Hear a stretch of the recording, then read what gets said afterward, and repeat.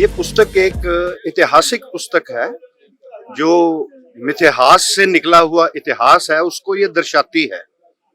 जलंधर त्रिगर्त प्रदेश है जिसका नाम प्रस्थल था महाभारत के समय में, और इसके आसपास की इतनी जगह हैं जहां पे आप इतिहास का दर्शन कर सकते हैं।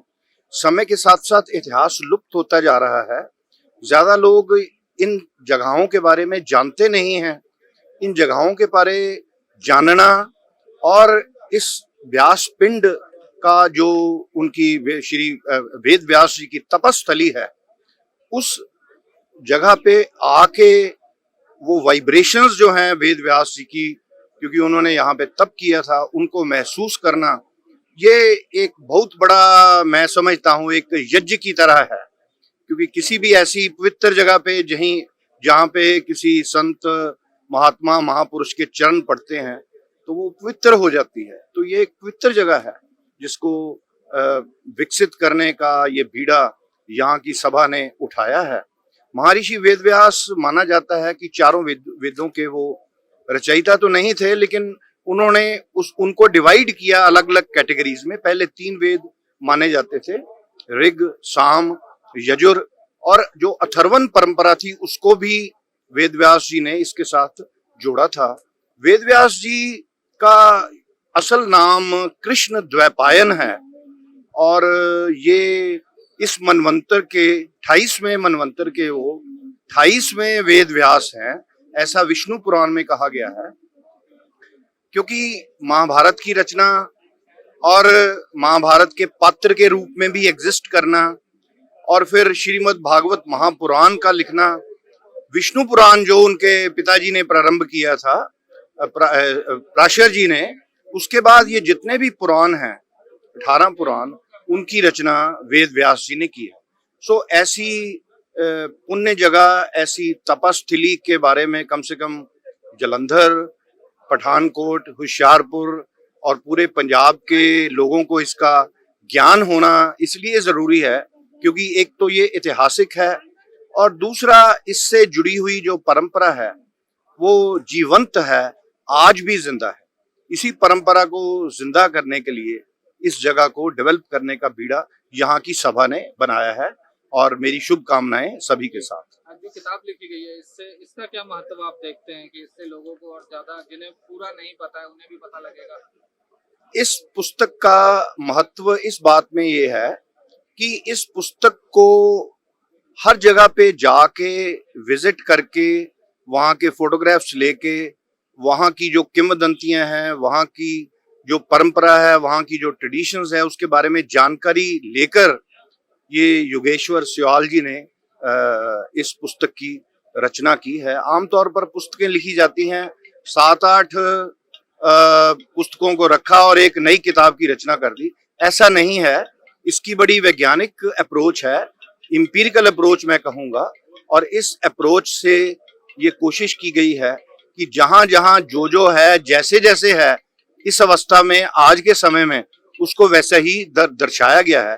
क्योंकि महाभारत के युद्ध के साथ संबंधित जितने भी प्रदेश हैं वो इसके जो अध्याय हैं वो इस पुस्तक के। ये जी किताब रिलीज हुई है, ये व्यास बारे ये बड़ी कोशिश की थी, सारे स्थान पर्सनली मैं विजिट किए, और फिर मैं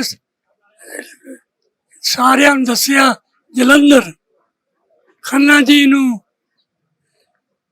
आचार्य जी नू, वो सारिया दी फोटो लैके वो सारा कुछ उन्होंने दिता लिख के, उन्होंने वो पर्सनली जाके उन्होंने कमेटी ने पर्सन जाके वो जगह देखिया, पता किया किन्नी क असलियत है, बिच की ठीक की गलत है, फिर जाके किताब लिखनी शुरू।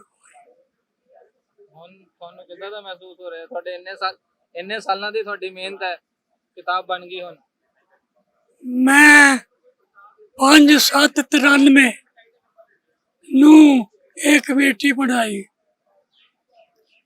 बस उसले ये सी भाई बहुत से जन्म पिछड़े थे माधो, ये जन्म तुम्हारे लिखे, ये जन्म सफल हो जाए, एवें ही मेरा जन्म एवें ना जाए।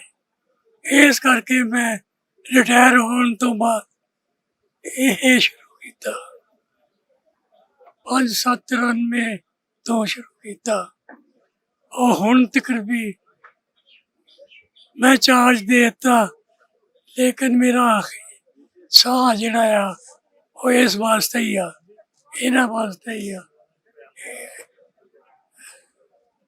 ਹੁਣ ਤਾਂ ਇਹ ਕਿਤਾਬ ਬਣ ਗਈ ਹੈ, ਹੁਣ ਇਹਦਾ ਕੀ ਮਹੱਤਵ ਲੱਗਦਾ ਹੈ ਤੁਹਾਨੂੰ? ਲੋਕਾਂ ਨੂੰ ਜਾਣਕਾਰੀ ਮਿਲੇਗੀ ਇਸ ਕਿਤਾਬ ਦੇ ਥਰੂ? देखो कितना खुश नसीब हूँ मैं इस जन्म के लिए, बिल मांगे सब कुछ दे दिया व्यास प्रभु ने। ए प्रभु हाँ, इत्थे किसे मंगण की लोड़ नहीं, इत्थे तां विश्वास करन दी लोड़ है। और जो कुछ भी हो रहा वो आप ही कर रहे हैं, मैं कौन है करन? मैं तो मामूली आदमी, मैं करन कौन? कुछ भी नहीं, मिट्टी है। जिंदगी की सुबह देखी, जिंदगी की शाम देखी, जिंदगी जाती तमाम देख, ये हुण बुढ़ापे च इत्थे तक देख लिया, सब कुछ देख गया। जी मैं अश्विनी कुमार शर्मा ਇੱਥੇ ਮਹਾਰਿਸ਼ੀ ਵੇਦ ਵਿਆਸ ਕੁੰਡ ਸਭਾ ਦਾ ਮੈਂ ਪ੍ਰਧਾਨ ਹਾਂ ਜੀ। ਅੱਜ ਪੁਸਤਕ ਦਾ ਵਿਮੋਚਨ ਹੋਇਆ। ਅਸੀਂ ਚਾਹੁੰਦੇ ਹਾਂ ਇਹ ਪੁਸਤਕ ਵਿਮੋਚਨ ਤੋਂ ਬਾਅਦ ਇੱਥੇ ਦਾ ਪ੍ਰਸਾਰ ਤੇ ਪ੍ਰਚਾਰ ਸਾਰੀ ਦੁਨੀਆ 'ਚ ਪਹੁੰਚੇ ਔਰ ਸਾਰੀ ਦੁਨੀਆ ਤੋਂ ਸਾਨੂੰ ਸਹਿਯੋਗ ਮਿਲੇ। ਮੈਂ ਅੱਜ ਸਾਰੇ ਆਏ ਹੋਏ ਤਿਥੀਆਂ ਦਾ ਬਹੁਤ ਬਹੁਤ ਧੰਨਵਾਦ ਕਰਦਾ ਔਰ ਮੇਰੇ ਨਾਲ ਮੋਹਿਤ ਸ਼ਰਮਾ ਜੀ ਇਸ ਕੁੰਡ ਸਭਾ ਦੇ ਜਨਰਲ ਸੈਕਟਰੀ ਮਹਾਸਚਿਵ ਨਾਲ ਨੇ, ਇਹ ਵੀ ਆਪਣੇ ਵਿਚਾਰ ਰੱਖਣਗੇ ਜੀ। मैं मोहित शर्मा महर्षि वेद व्यास कुंड सभा ਬਿਆਸ ਪਿੰਡ ਤੋਂ ਮਹਾਸਚਿਵ ਦੇ ਦਾਇਿਤਵ ਤੇ ਕੰਮ ਕਰਦਾ ਪਿਆ। ਅੱਜ ਇੱਥੇ ਇੱਕ ਮਹਰਸ਼ੀ ਵੇਦ व्यास ਜੀ ਦੇ ਉੱਤੇ ਇੱਕ ਪੁਸਤਕ ਲਾਂਚ ਕੀਤੀ ਗਈ ਹੈ, ਜਿਸ ਦੇ ਵਿੱਚ ਸਾਡੇ ਪ੍ਰਮੁੱਖ ਮਾਨਨੀ ਅਰਵਿੰਦ ਖੰਨਾ ਜੀ, ਜੋ ਕਿ ਇਸ ਮੰਦਿਰ ਕਮੇਟੀ ਦੇ ਸੰਰਕਸ਼ਕ ਨੇ ਪਿਛਲੇ 30 ਸਾਲਾਂ ਤੋਂ, ਉਹਨਾਂ ਦੀ ਹਾਜ਼ਰੀ ਦੇ ਵਿੱਚ ਔਰ ਸਾਡੇ ਇੱਥੇ ਦੇਵੀਤਲਾ ਪ੍ਰਬੰਧਕ ਕਮੇਟੀ ਦੇ ਮਹਾਸਚਿਵ ਰਜੇਸ਼ ਵੇਦ ਜੀ, ਡਾਕਟਰ ਸਤੀਸ਼ ਕਪੂਰ ਜੀ, ਹੋਰ ਸ਼ਹਿਰ ਤੋਂ ਬਹੁਤ ਸਾਰੀਆਂ ਗਣਮਾਨਿਆ ਹਸਤੀਆਂ ਇੱਥੇ ਪ੍ਰੋਗਰਾਮ ਤੇ ਸ਼ਾਮਲ ਹੋਈਆਂ ਔਰ ਉਹਨਾਂ ਦੀ ਉਪਸਥਿਤੀ ਵਿੱਚ, ਪਿੰਡ ਵਾਸੀਆਂ ਦੀ ਸਾਰਿਆਂ ਦੀ ਉਪਸਥਿਤੀ ਵਿੱਚ ਅੱਜ ਅਸੀਂ ਇੱਕ ਪੁਸਤਕ ਲਾਂਚ ਕੀਤੀ ਹੈ ਔਰ ਸਾਰਿਆਂ ਨੂੰ ਬੇਨਤੀ ਕਰਦੇ ਹਾਂ ਕਿ ਇਸ ਕਿਤਾਬ ਨੂੰ ਜ਼ਰੂਰ ਪੜ੍ਹੋ। ਔਰ ਵੈਸੇ ਤਾਂ ਮਹਰਸ਼ੀ ਵੇਦ व्यास ਜੀ ਬਾਰੇ ਲਿਖਣਾ ਸਾਡੇ ਲਈ ਸੰਭਵ ਹੈ ਹੀ ਨਹੀਂ ਕਿਸੇ ਵਾਸਤੇ, ਜਿਨ੍ਹਾਂ ਨੇ ਸਾਨੂੰ 18 ਪੁਰਾਣ, 4 ਵੇਦ, ਮਹਾਭਾਰਤ ਜੈਸਾ ਗ੍ਰੰਥ ਦਿੱਤਾ, ਉਹਨਾਂ ਬਾਰੇ ਅਸੀਂ ਲਿਖਣ ਦੀ ਸ਼ਮਤਾ ਰੱਖਦੇ ਹੀ ਨਹੀਂ। ਫਿਰ ਵੀ ਇੱਕ ਕੋਸ਼ਿਸ਼ ਕੀਤੀ ਗਈ ਹੈ, ਜਿਨ੍ਹਾਂ ਨੇ ਕਿਤਾਬ ਲਿਖੀ ਹੈ, ਸਮਾਜ ਨੂੰ ਆਪਣੇ ਪੰਜਾਬ ਦੇ ਇਸ ਏਰੀਏ ਬਾਰੇ ਜਿੱਥੇ ਮਹਰਸ਼ੀ ਵੇਦ व्यास ਜੀ ਨੇ ਤਪ ਕੀਤਾ ਔਰ ਇਸ ਦੇ ਆਲੇ ਦੁਆਲੇ ਭੀਸ਼ਮ ਸਰ ਹੋ ਗਿਆ, ਗਗਨ ਕਾ ਟੀਲਾ ਹੋ ਗਿਆ, ਅਰਜਨਵਾਲ, ਕਿਸ਼ਨਗੜ੍ਹ, ਇਹ ਸਾਰਾ ਏਰੀਆ ਸਾਡਾ ਮਹਾਭਾਰਤ ਦੇ ਕਾਲ ਦਾ ਹੈ ਔਰ ਇਹ ਪੁਸਤਕ ਤੋਂ ਸਾਰੀ ਜਾਣਕਾਰੀ ਆਥੈਂਟਿਕ ਪੂਰੀ ਫੈਕਟਸ ਦੇ ਨਾਲ ਸੰਗਤ ਨੂੰ ਮਿਲੇਗੀ ਔਰ ਮੈਂ ਬੇਨਤੀ ਕਰੂੰਗਾ ਕਿ ਇਸ ਪੁਸਤਕ ਨੂੰ ਪੜ੍ਹੋ ਔਰ ਵੱਧ ਤੋਂ ਵੱਧ ਇਸ ਚੀਜ਼ ਦਾ ਅੱਗੇ ਪ੍ਰਚਾਰ ਕਰੋ।